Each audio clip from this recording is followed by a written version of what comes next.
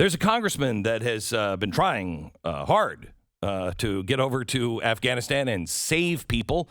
Last week, he was reported missing and very irresponsible, according to the State Department. Then he popped back up on the radar, and I'm going to have him tell the story. Congressman Markwayne Mullin is joining us now. He is the congressman from Oklahoma. Hello, sir. How are you? Hey, Glenn. How you doing? I got to say, it's a pleasure to be on your show. I've listened to you for years. In fact, I met you a long time ago when you came into Tulsa to do an event for KFAQ. That was oh my gosh, even in politics. Wow, so, wow. Well, thank you, and an honor to be on your show. Thank you. It's an honor to have you on the show. I'd love for you to tell the audience exactly what you did and how difficult it was for a U.S. congressman to go into Afghanistan and try to save people. Well, first of all, I just want to make it very clear. I went in as a citizen, not as a congressman. I wanted to make that. I went on a blue passport, or so to say, on a blue passport. Now, you need to have a passport to get in Afghanistan right now. But and the State Department literally fought us every way. And every time I hear the president, I hear Secretary Blinken, I hear General Milley or General McKenzie go out there and talk about every American that wanted out could have got out, and how they were negotiating with the Taliban. Which when did we as a nation negotiate with a terrorist organization? Right. Saying that they negotiated self-passage. All that is a flat out lie. Even when they go out there and said that they helped 4 Americans, Miriam and her 3 kids, get out of Afghanistan, that's a flat out lie. It was my team and I, and really my team, that I was blessed to be able to work with, because I'm the low man on the totem pole, that worked tirelessly for 3 weeks to get her out. And not one time did the State Department help us. In fact, at one time they told us that they weren't going to assist me in any way. And so it's not even it's a bold-faced lie when they're saying this stuff, and they have to be held accountable. But what's amazing to me, Glenn, is how many Americans, true Americans, veterans and non-veterans, and private individuals and companies and nonprofit organizations, including yourself, that have stepped up in a big way. And I want to thank you, because we know you're out there and you're helping. We know that you have put finances behind this, and because we're a small group that's over there working still. Yeah. And we know who's over there helping. And I just want to thank you for what you're doing, because you're making a big difference too. I mean, you're really ponying up and helping in huge ways. And we've been trying to help you in the backside too, trying to get some of those flights out of Mazar Sharif. I know. And in fact, we have guys out there that's working on it. And I don't know if you know this, but I offered the State Department, on one of your planes, we offered the State Department. I spoke to them myself. I said, listen, if you're concerned about the manifest sheet, let me use one, and I'll put only AMSETs and SIVs. I'll give you a complete manifest sheet. I'll tell you everybody that's on it. I'll give you a copy of their paperwork, a copy of their passport. We will put people on it, and we will fly back with them and make sure the flight is secure. And they still wouldn't give us clearance to leave. And it's disheartening on how that happened. I will tell you, last week, I don't know if you've heard this, Congressman, but last week the State Department openly laughed and mocked us. They laughed at us and mocked us. Are you familiar with the story of where they said that? Yeah, we needed a different kind of paperwork. We said, where do you get that paperwork? And they said, the embassy. And we said, there is no embassy. And they laughed at us and said, well, you're just going to have to work on that then, I guess. What? Do you know what they told me? They said, we don't control the airspace over Afghanistan anymore. Oh my gosh. Oh, okay. Well, then we don't need your permission to leave. Is that what you're telling me? No, because you have to enter our airspace. Well, how do we get to that point? We can't help you on that. And it's absolutely absurd. I mean, why is this administration fighting us so hard to do a job that they failed to do? So, why is it? Why are they doing this, other than just the fact of trying to squash the story and make it go away? So, I can't understand it. There are several reasons, and I'm not sure what's right, but squash the story to make it go away. Teach Americans, don't you dare step out of line. You cannot go around us. If we say we can't do it, you're not doing it, which is unbelievable to me. The other, then you get down to things like, I don't know, they're evil. I mean, some of the stuff that's going on is when you're mocking people who are trying to save American lives as well as the lives of women who have been promised to be brides of the Taliban, and you are mocking them. Doesn't that kind of fall into the category of evil?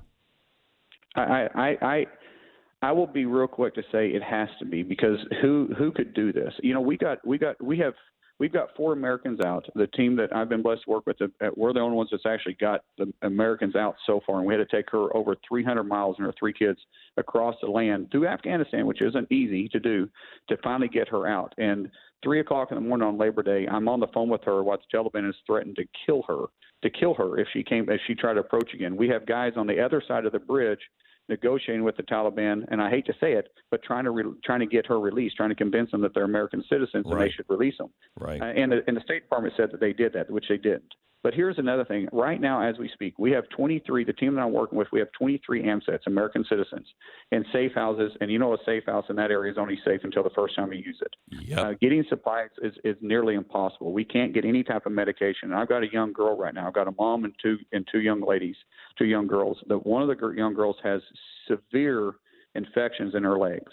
The State Department knows this because she was in Kabul, and we were trying to get the State Department to help us get her through the gate because of her severe medical need, and they couldn't help us. We've had to now transport her to another country, and I'll tell you where she's at. She's in Kunduz, and we have her up in a safe house, and she can't move anymore. So we're trying to negotiate a helo that can go in and get her. So we've developed a HLZ to land, but we're honestly it's expensive, and we're short on resources. All right, wait, you're not anymore. You hang on after, and we'll get you the resources.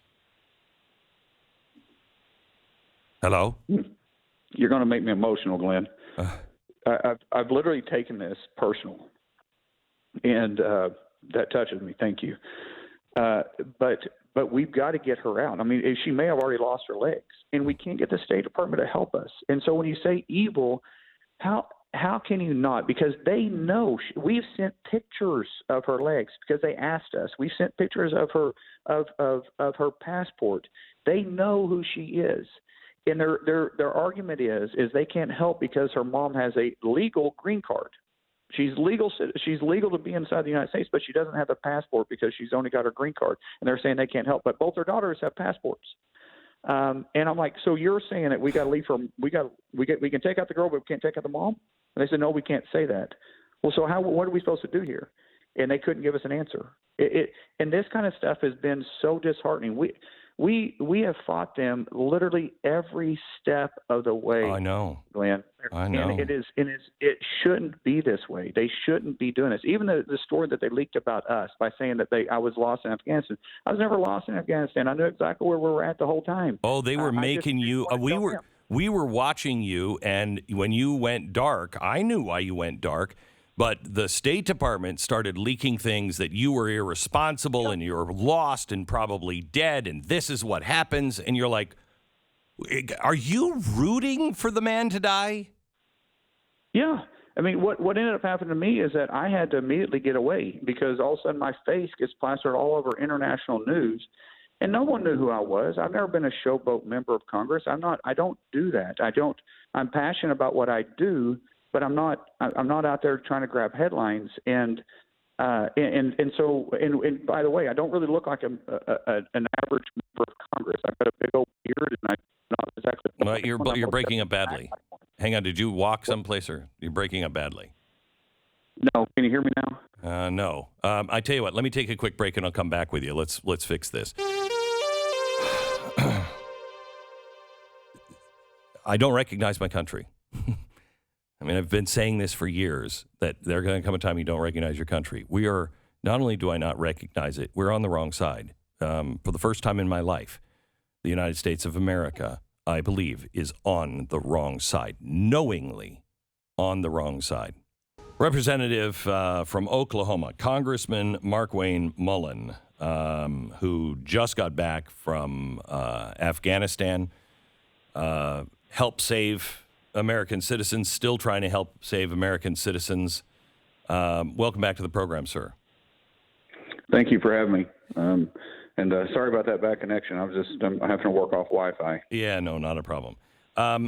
So they made you. I saw this. I saw this line from you. You said, it wasn't just me trying to be a cowboy.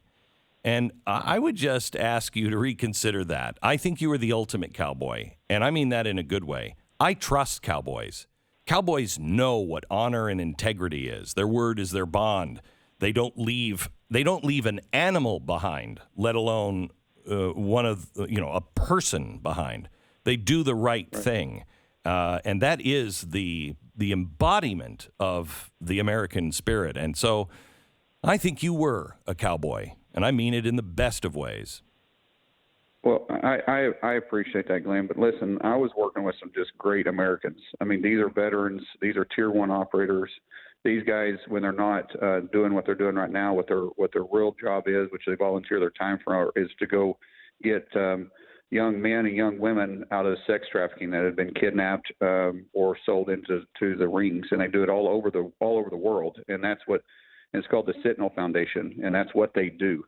And they're non-political. They don't get involved in it. But I was blessed enough to be able to work with them. And so I was trying to do is be an asset to these professionals. It's what they do. And the idea that I was able to work with them, I'm blessed. But they are people want to say you're Rambo. These guys they embody that personality. And there's great people. I will tell you, I've never seen senators and congressmen as powerless as they are in the government. The State Department's not afraid of packs of senators and congressmen working together.